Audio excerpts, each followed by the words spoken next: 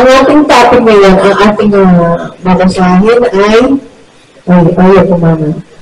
Open your Bible, Galatians. Mga Galatians, chapter 3, verse 1 to 29. Ang title natin is, ba't natin gana say amen? Isa lang natin ito ng amen. Pero ano yung mga hindi nakakaalam ng pag-open ng Galatians? Asa lang ba ito na ano? Dahil na nagagawin. Okay. Okay. O nahiya kayo magdala ng Bible? Okay. Nandiyan na? Amen. Amen. Okay. Ating title is Under Law or Under Grace. Okay. Napakaganda ng ano natin. Magbabasa tayo ng ano. Okay. Introduction muna. Maraming Kristiyano na nasa ilalim pa rin at utusan. Marami na namang ginagamit ang grace para sa sarili nilang kalayawan. Saan ka rito sa dalawa ang iyong sinusundan? Nakikinig po ba? Hindi natin hindi naiintindihan ng mga karamihan kung ano ibig sabihin ng grace. Kadalasan ng grace, tinatangan natin, di ba? Iniisip nila is ito yung pangalan. Hindi po yung pangalan. Amen? Nakikita niyo yung ating may nakalagay na grace. Amen? Lahat ng mga bagay, ang grasya ng Panginoon, ang ibig sabihin niya. So, nagagawa ng grace niya. Ha? Lord. Sino Lord? Lord Jesus. Siya lang, magbigay na. Okay, let's start. Mga kayo, mga taga-Galatians. Nandiyan kayo? Sino ang nakakayin na sa inyo? Ayan, may kayo din yung mata ng araw, Old Testament. Sa harap mismo ng iyong mga mata ay ipinakita ang pagkamatay ni Jesucristo sa krus. Verse 2, sabihin mo ninyo, tinanggap ba ninyo ang Espiritu sa pamamagitan ng mga gawa? Ayon sa kautusan o sa pamamagitan ng inyong pananalis sa inyong narinig tungkol kay Kristo. Verse 3, talagang nakapakahangal ninyo. Sino nagsasalita nga pala nito? Si Pablo. Okay. Sino nagsasabihin nga mga taga-Galatia? No? Kasama tayo dito dahil tayo yung mga Kristiyano rin. Okay? Nagsimula na, verse 4, wala na bang mahalaga sa inyo? Ang mga naranasan ninyo, marahil naman ay naroon. Verse 5, dahil daw sa pagsunod ninyo, sa kautusan, nagtanong tayo ng verse 3. Verse 3, sa Spirit, sa talagang napakakal ninyo, nagsimula na kayo sa Espiritu, ngayon, nais ninyo magtapos sa pamamagitan ng inyong sariling kapangyarihan. Verse 4, wala na bang halaga sa inyo, mga naranasan ninyo, marahil naman ay naroon. Verse 5, dahil ba sa pagsunod ninyo, sa kautusan, ay pinagkakaloob ng Diyos ang Espiritu sa inyo. At gumagawa kayo ng mga himala o dahil sa pananampalataya na inyong narinig tungkol kay Kristo. Verse 6, tuloy na nangyari kay Abraham. Kilala mo ba si Abraham? Okay. Tingnan mo kung kabilang kayo sa kanyang lahi o hindi kayo kabilang. Malalaman ninyo. Sumasampalataya siya sa Diyos at dahil dito siya itinuring ng Diyos na matuwid. Verse 7, kung kayo maliwanag na ang mga nananalig sa Diyos, ang mga tunay na anak ni Abraham. Verse 8, bago pa ito nangyari ay ipinahayag na ng kasulatan na pawawalang sala ng Diyos ang mga itil. Sino ito mga itil? Tayo ng mga hindi ng itil. Okay? Sa pamamagitan ng pananampalataya, ang magandang balitang ito ay ipinahayag na kay Abraham. Amen po? Amen. Sa pamamagitan nito'y pagpapalaya ng lahat ng bansa. Sino yung tinutukoy dito? Si Abraham. lahat ng ano niya ay talagang ipagpapalain.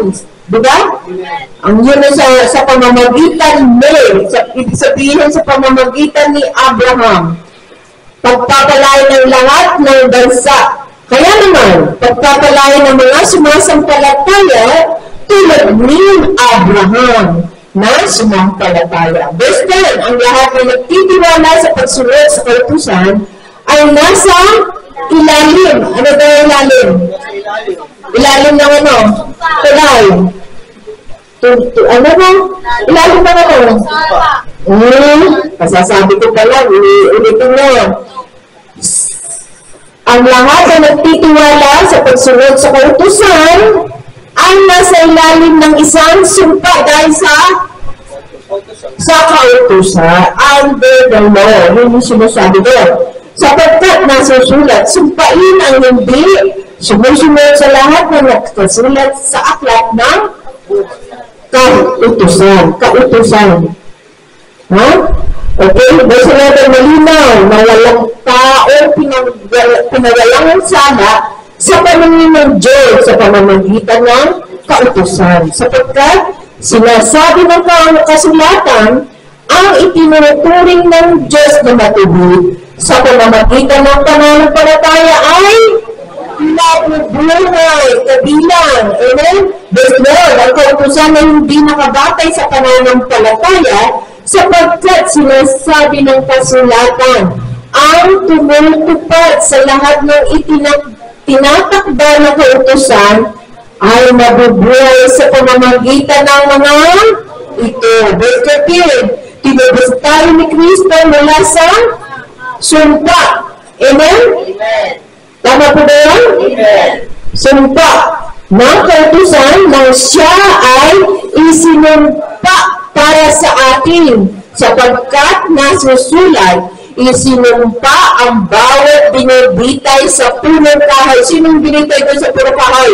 Judas. Punong kahoy si Kristo. Yan ang sinasabi.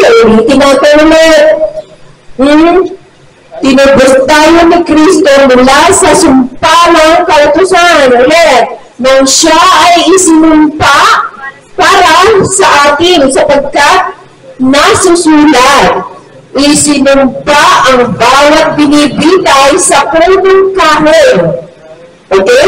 Verse 14, ginawa ito ni Kristo upang ang mga pagpapalang ipinangako ng Diyos kay Abraham ay makamtan din ng mga hentil sa pamamagitan ng pananalig ay matanggap natin ang Espiritong ipinangako ng Diyos. Okay, verse 15, mga kapatid, narito ang isang pangkaraniwang halimbawa.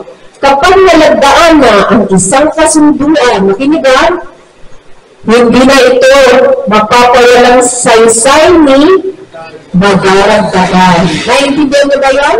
Okay, verse 16. Ngayon, nangako ang Diyos kay Abraham at sa kanyang supling. Sino itong mga supling? Ayun, kung pabilang kayo, malalaman niyo kung ano yung sinasabi sa sulat ng magandang balita, okay? Ngayon, nangako ang Diyos kay Abraham at sa kanyang supling, hindi sinasabi at sa kanyang mga supling na ang tinutukoy ay marami, kundi at sa inyong supling na iisa ang tinutukoy at ito'y si Kristo. Ibig sabihin yung descendant ng kanyang Amen? Verse 17, ito ang ibig kong sabihin, pinagtibay ng Diyos ang isang kasunduan at ipinangako niyang tutuparin ito. Ibig sabihin sa ng descendant ni Abraham, may isa doon, hindi natin alam. Hindi pa natutupad na si Kristo yun, pero may isa doon natutupad para akuin niya ang kanyang nalagdaan doon. Di ba yung sinabi ng Diyos? Tama po ba? Ang sabi niya, ngayon, nangako ang Diyos. Nangako ba ang Diyos?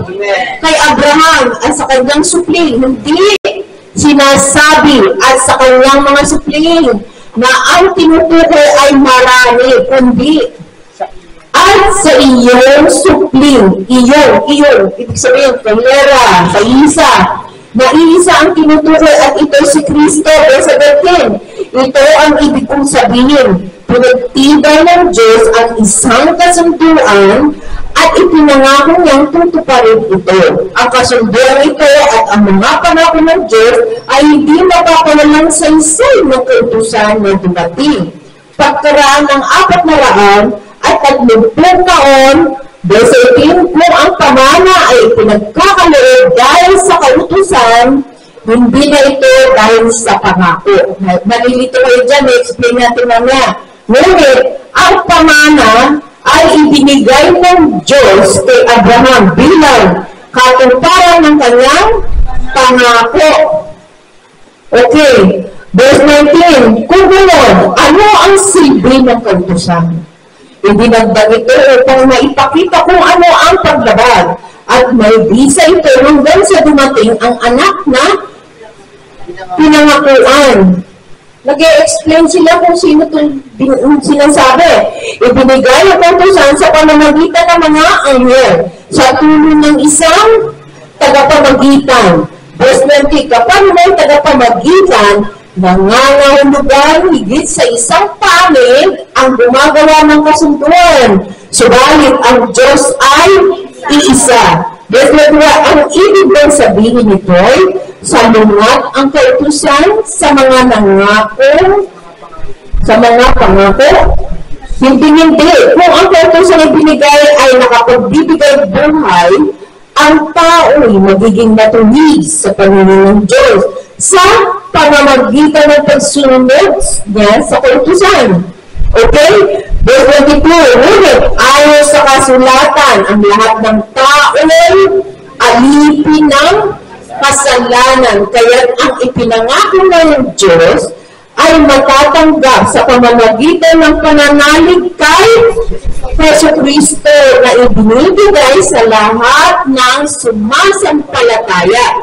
Verse 23, bago dumating ang panahon ng pananampalataya, tayo ay nakakulong sa kautusan hanggang sa pananampalatayang ito kay Kristo ay mahayag. Verse 24, kaya itong kautusan ang naging taga-disiplina natin hanggang sa dumating si Kristo upang tayo na ituring na matumid sa pamamagitan ng pananampalataya. Verse 25, ngayon, dumating na ang panahon ng pananampalataya. Wala na tayo sa ilalim ng taga-disiplina. Verse 26, dahil sa inyong pagkikipag-isa kay Kristo Jesus, kayong lahat ay mga anak ng Diyos sa pamamagitan ng pananampalataya. Verse 27, si Kristo mismo ang inyong isinuot, makinaga, ang inyong isinuot parang galit nang kayo'y nabautismuhan sa inyong pakikipag-isa sa Kanya. Verse 28, wala nang pagkakaiba ang Hudyo at ang Griego, ang alipin at ang malaya, ang lalaki, lalaki at ang babae, kayong lahat ay iisa na dahil sa inyong pakikipag-isa kay Kristo Jesus. Verse 29, at kung kayo'y kay Kristo, kayo'y mga anak ni Abraham at tagapagmana ng mga pangako ng Diyos. Amen. Okay, natingin natin yan. Number 1, tinanggap ba ninyo ang Espiritu sa pamamagitan ng gawa? Amen? Hindi.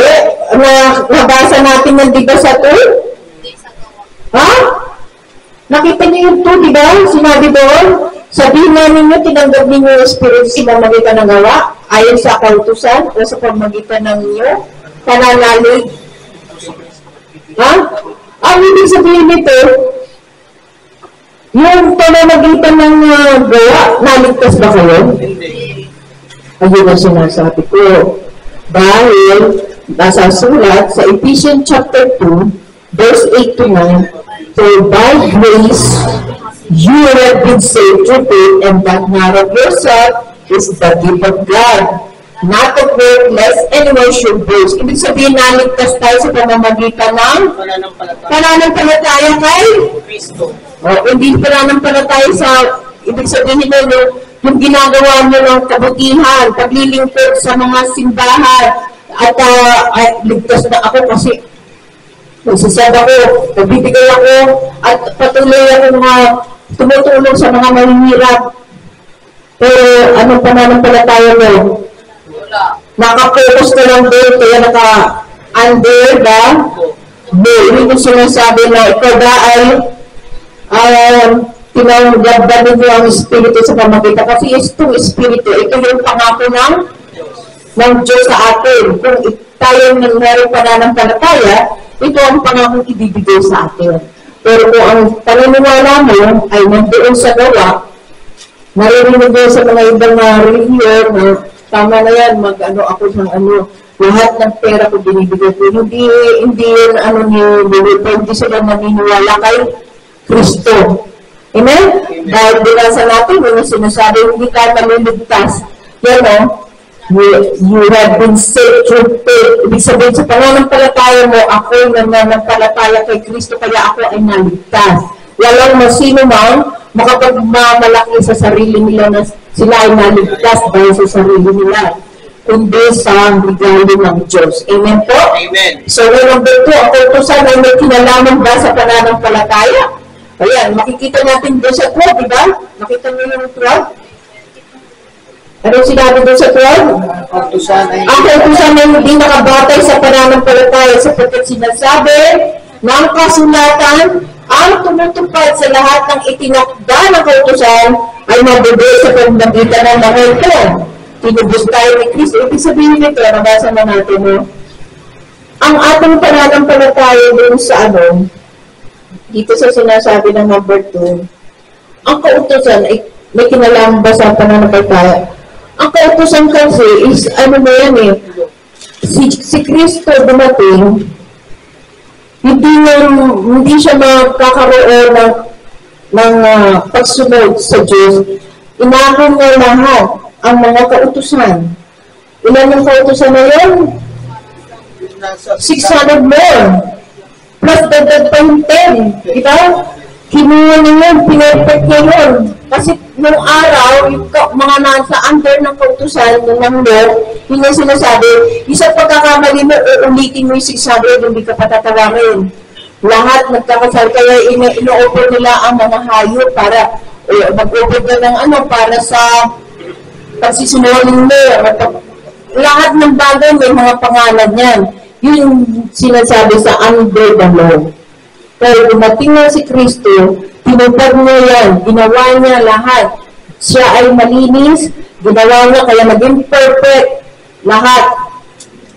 Upang ang pananampalataya natin sa Kanya ay matanggap natin yung pagpapakang ginawa niya sa mga sinunod niya kautusan. Hindi po, hindi tayo magkakaroon ng kaligtasan, kapayapaan, at freedom sa ating mga kasalanan kung hindi natin tatanggapin siya dahil hindi mo makakamit yung pinaghirapan niya. Amen po? Ba kasi nakakalito yung mga work pag hindi nyo na kautusan, kalayaan. Di ba? Ang kasulatan, ang madalas na sinasabi nila, ano na ako na under grace. Lalaman natin yan. Okay, number 3. Sumasalungat ba ang kautusan sa mga pangako ng Diyos? Amen? Tingnan natin yung sinasabi dyan sa 21. Okay, yung 21. Ang ibig bang sabihin nito, salungat ang kautusan sa mga pangako ng Diyos? Hindi. Ibig sabihin, yung kautusan at ang pangako ng Diyos, ano ba yung mga pangako ng Diyos? Ito yung Espiritu na nagbibigay sa atin ng kalayaan, nagbibigay sa atin ng kagalingan at kapayapaan. Ito ay regalo galing sa Diyos. Yun yung sinasabi dito. Ngunit, ayon sa kasulatan, ang lahat ng tayo alipin. Natandaan nyo, alipin tayo? Sino dito hindi alipin ng kasalanan? Lahat tayo nagkasala. Amen? Subalit, yun yung sinasabi, kaya ang ipinangako ng Diyos ay ay matatanggap sa pamamagitan ng pananalig kay Kristo. Sa Kristo na ibibigay sa lahat. Ano sinabi? Sa lahat. Hindi yung ilang, ikaw na. Hindi. Sa lahat ng sumasampalataya kay Kristo. Amen? Bago dumating ang panahon ng palataya tayo nakakulong sa kautusan. Ibig sabihin na, kapag nandiyan na nga si Kristo, hindi ka naniniwala kay Kristo, yung paniniwala mo, ay hindi, kasi sinabi sa kautusan, ganun. Kadalasan niya na naririnig sa Nasa Old Testament pa. Nasa Old Testament pa sila. Sinabi ito, gawin mo ito. Huwag mong ganito, God and God. No? Yun ang kautusan. Na, pinalabas na yan na nangyayari, ginagawang elaborate ng mga tao ngayon, mga pamanghiin. Sabi, kabon, ganyan. May mga kautusan, pinapareho nila yan sa mga pamanghiin. Huwag ka magsusukli daw kasi may gusto. Wala ko yung ganun pamahiin. Hindi, ibig sabihin, yun ang mga itinuturing lang sa panahon ngayon. Pero noon, ang sinasabi ng kautusan, pero what? Gawin. Pero nasa na tayo, under grace. Amen? Tandaan natin, nasa under grace lang tayo. Huwag mong idominad dahil sa ginagamit siya ng under grace ng mga tao. Nandito na. Maniniwala ko kay Kristo, sabi niya nga maniwala ka lang sa Kanya at maliligtas ka. Hindi na ako na. Natatawarin ako kasi merciful si God. Yun ang kadalilanan na inaano nila na yung under grace. Alam niyo ba yung sabihin na under grace? Ginagamit nila yung pagiging sila sa grace. Inaabuso. Kung baga sa okay lang magnakaw, okay lang mag-ano. Kasi sister, okay lang yan, mahal ka naman. Mahal ka naman ng Diyos, saka maintindihan ako kami yun. Dahil sa grasya ng Panginoon, yun ang ginagawa nila. Okay lang yan. At saka yung sinasabi yung darating na 666, na naririnig ng mga pastor na nagsasabi, okay lang yan, maintindihan ka naman. Para yung identity mo, nandito mo yung nanakaw. Tandaan mo yung deceiver ng huwag tayo magpapaano kung alam nyo, huwag papamili kung alam natin ang salita ng Diyos. Huwag natin abusuin ang under grace. Yung sa ilalim ka ng grace. Alam mo yung grace kung paano gamitin. Ang grace ay ginagamit kapag tayo ay may salamat sa awa mo dahil kami yung mga pamilya ay naligtas. Hindi namin magagawa ng sarili namin. Wala kami may pagmamalaki. Kundi sa grasya mo, ikaw ang nagbigay. Hindi yung gagamitin mo, Lord, patatawarin ko naman ako, okay lang ba itong boyfriend ko magtabi na kami. Huwag ka na lang tumigin, kasi under grace Huwag gagamitin yung gano'n, kasi yun ay labag. No? Hindi naman sinasabi na, ayan, may kautusan din yan. Hindi yun na ibig sabihin, huwag natin abusin dahil yung grace ay si Kristo. Pinag-urapan niya, sinakot niya lahat ng law, tinupad niya para sa atin, na tayo dapat ang sumusunod doon. Kung hindi dumating sa pangako ng Diyos, kay Abraham, sa lipi niya ay isa, ay maggagawa ng pangako noon, hindi tayo maliligtas hanggang ngayon, siguro inaano natin, law na yan. Dalawang dalawa, hindi natin matupad ang dalawang yung binigay ng Kristo. Mahalin mo ang kapwa mo. Mahalin mo ang kapwa mo? Tapos mahalin mo ang Diyos. Mahalin mo ang Diyos ng buong puso at kaya yan. Pero yung pangalawa, pinakamahirap yan. Mahalin mo ang kapwa mo. Mahalin mo, love your enemy. Assure yourself. Pareho na pagmamahal mo, di ba? Yun yung pinakamahirap. Paano yung 680 na lang? Sobrang hirap nun. Pinakamahirap yung dalawa lang. Patay ka na. Diba? Pero praise God, dumating si Kristo. Inako niya, tinapos niya yung law. At sinabi niya, ito na lang ibibigay ko sa inyo ba? Tama ba? Magawa na lang. Hindi pa Magawa pa rin ba? Hindi pa rin. Yun yung sinasabi na huwag nating abusuhin. Dahil kung ikaw nasa under the law, ibig sabihin, ginagawa mo yung sarili mo na sarili mo, kakayanan. Pero we are under grace now. Ang grasya ng Panginoon ay patuloy na magbibigay sa atin. Na kahit hindi natin kaya, magagawa natin. At isang mapaalala ko sa inyo bago tayo magtapos, kasi tapos na yan rin, no? Conclusion. Yung conclusion na yan, lahat ng ginagawa natin, iisipin natin na ay salamat Panginoon dahil sa awa mo, sa grasya mo, ako ay nakatapos. Na hindi ko magagawa to sa financial, hindi ko magagawa to sa kakayanan ko, sa talino ko, hindi ako matalino, Lord. Mahina pa rin ako, pero sa yung awa, nakatapos ako. Yung mga ganyan. Sa kakayanan ng iyong mga karamdaman, salamat sa iyong awa, ako ay naligtas. Inamis mo yung dahil may purpose ka pa sa akin. Kung narinig ko yung testimony ng Wednesday ni Sister Jo ulit, dahil tintestimony niya mayroon nandun sa malaking bahay, na-remind sa akin naman. Yan ang grace ng Panginoon. Dahil sa awa niya, tinanggal niya yung waiter sa loob ng katawan upang meron siyang purpose dito. Palita si EJ na, di ba? Yan tayo marinig niyo ulit yung testimony niya. Pero tandaan natin yung mga ganong bagay. Testimony niyo yan na sarili niyo na hindi niyo pwedeng itago. Kasi maraming mahihil, maraming na mag-deliver na hindi sila mag-iisa.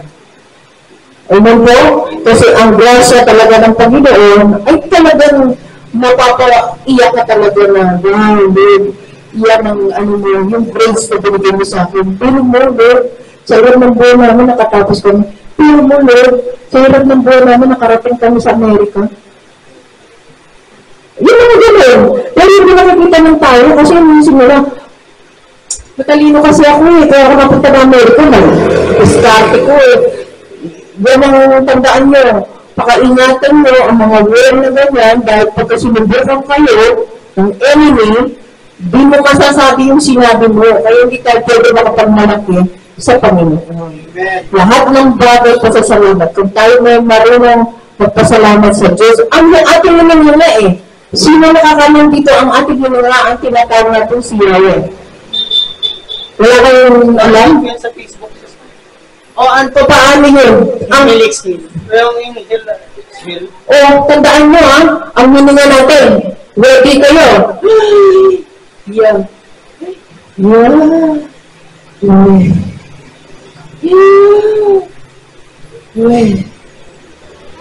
Kaya pinayala, di ba pagka pinagpipero kayo? Inhale, exhale.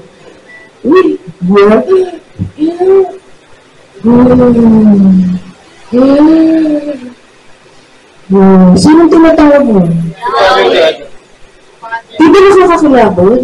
Tapos pinabaliwala natin yung buhay natin na bara-bara. Yung nga lang natin, di natin napagpasalamat. Pag-gising natin sa umagang, Panginoon, napakabuti mo. Pinising mo ako. At tapos ang buong araw na ito, sa pamamagitan namin ng grasya, yung grace mo, I need your more grace. Kasi pag hindi nyo pray yung grace, Lord, I need the grace. Kasi hindi mo mapapansin kahit mainit na ulo mo, papasok ang grace.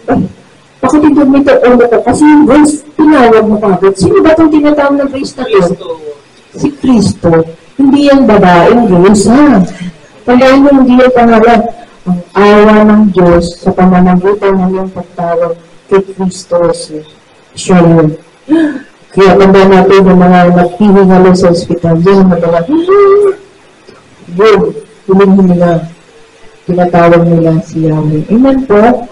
Nakakalungkot kasi hindi na i-explain ng mga ibang leaders o mga pastor kasi ang lalo nilang ina-explain yung sarili nilang mga kalaman. Tandaan natin, lahat ng nakasulat sa salita ng Diyos ay tama. Amen. Hindi yung sulat ng tao. Yung mga hindi Kristiyano, sinasabi, ay, tao lang nagsulat niya. Oo, tao, pero ang banal na Espiritu ang nagsulat. Nararanasan natin. Kung hindi mo pa nararanasan, hingin mo sa Diyos. Dahil yan ang sinasabi kung ikaw ay kabilang kay Abraham. Kalipi ka ba ng Abraham? Amen. Ibig sabihin, tatanggapin mo ang regalo niya. Yung banal na Espiritu ay pinangako niya sa atin. Amen po? Amen. Tandaan natin ang pag-ibig ng Diyos ay pag nag-worry ka, mahal ko pa ba ako, Lord? Tingin ka lang sa langit. Pag nakita mo yung langit, kung hanggang saan, kung may katapusan, ganoon ang pag-ibig ng Diyos. Amen po? Pag natin nakaliwalain, hindi kita nararamdaman, Lord. Hindi kita naririnig, Lord. Mahal mo pa ba talaga ako? Ang sasagot sa inyo, Lord, mahal na mahal kita kaya rin, iba ko naihilig. Talaga. Kasi hindi focus yung isip mo sa akin. Nakapokus ka sa mundo ng iyong ginagalawan. Alis ka dyan sa mundo. Alis ka dyan. Para marinig mo ko. Punta ka sa isang lugar, sa isang kwarto, sa isang lugar na kausapin mo ko, marinig mo ko. Ano sabi yun ng Jesus? My sheep knows my voice. Ang aking tupa ay marinig, kilala niya ang aking boses. Amen po, kaya hindi tayo mag-ibisip ng sino mo, kapag tayo ay mismo alam ang salita at ang kanyang boses. Amen po? Amen. Okay. Let's pray na